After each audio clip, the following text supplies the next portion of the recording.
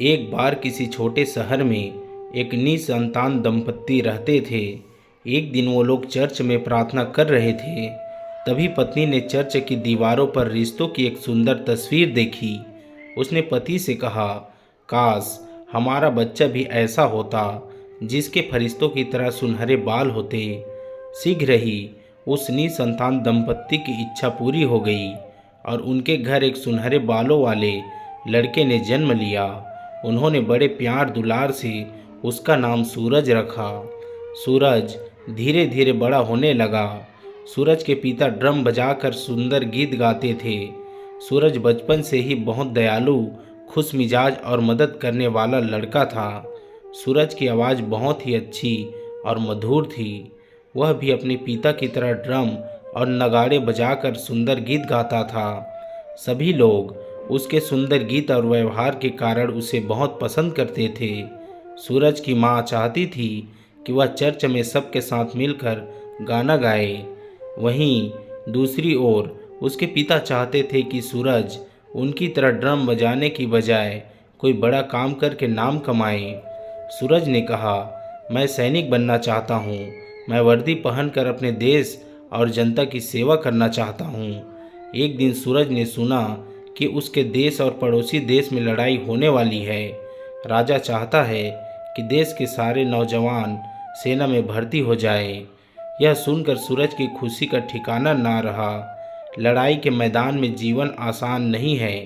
सैनिकों को भोजन और पानी के बिना खुले आकाश के नीचे सोना पड़ता है। ऐसे में सूरज अपना नगाड़ा बजाकर नौजवान सैनिकों का मन बहलाता था। धीरे धीरे जंग का आखिरी दिन आ पहुंचा। सूर्य उदय न होने के कारण काफ़ी सर्दी हो रही थी।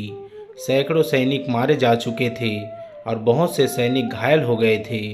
सूरज ने अपना नगाड़ा बजाते हुए जोर से कहा, साथियों, हमें हिम्मत नहीं हारनी चाहिए। साथियों, आगे बढ़ो और दुश्मन का सफाया कर दो। जब तक सूरज के टुकड़ी को वापस जाने का आदेश नहीं मिला, तब तक वह नगाड़ा पीटकर अपने साथियों को जोश दिलाता रहा। सभी सैनिक आगे बढ़ते रहे। शीघ्र ही उसके साथियों ने दुश्मन का सफाया कर दिया और उनकी जीत हुई। उस दिन सूरज सबका हीरो बन गया। सभी सैनिकों ने उसे अपना रक्षक माना और उसके साथ ताल से ताल मिलाकर जीत के गीत गाने लगे। सूरज जोर जोर से नगाड़ा बजाने लगा। सूरज को उसकी टुकड़ी के नेता ने अपने पास बुलाया और कहा, सूरज, अगर तुम ना होते तो हम लड़ाई हार जाते और हमारे सैनिकों का मनोबल टूट जाता। तुमने अपने साहस के बल पर हम सब में नया जोश भरा है। हमें तुम पर गर्व है। जब सूरज ने ये सुना तो उसका सीना चौड़ा हो गया। उसे बहुत खुशी हुई कि उसका हुनर देश के काम आ सका। सूरज का यह कारनामा राजा तक भी पहुंचा और उसे वीरता पुरस्कार के रूप में मेडल प्रदान किया गया। भरी सभा में उसका सम्मान हुआ और सब ने तालियां बजाई। कुछ दिनों के बाद सूरज गले में चांदी का मेडल पहनकर अपने शहर लौटा तो उसके माता पिता ने उसे अपने गले लगाकर चूम लिया। उन्हें अपने बेटे के कार्यकाल पर बहुत गर्व था।